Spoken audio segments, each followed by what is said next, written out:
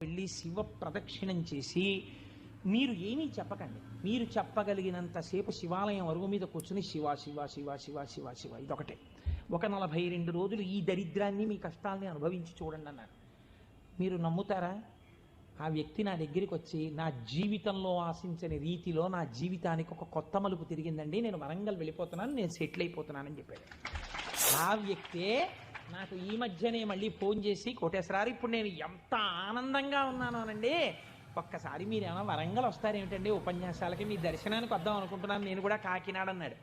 అయ్యా మీరు ఎప్పుడైనా కాకినాడ ఇప్పుడు అక్కర్లేదు, ఎప్పుడో తర్వాత వద్దురు కానీ నేను వరంగల్ ఇప్పుడు మాత్రం రావట్లేదు, నేను వరంగల్ వస్తే చెప్తాను, అప్పుడు మీరు నా దగ్గరికి వద్దురు కానీ తప్పకుండా దర్శనానికి అన్నాడు. కళ్యాణి అందులో అంటారే ఏతి జీవంతిమానందో నరం వర్ష శతాదపి అంటుంది సుందరకాండ. 100 ఏళ్ళు బతికిన వాడు శుభాన్ని చూస్తాడు.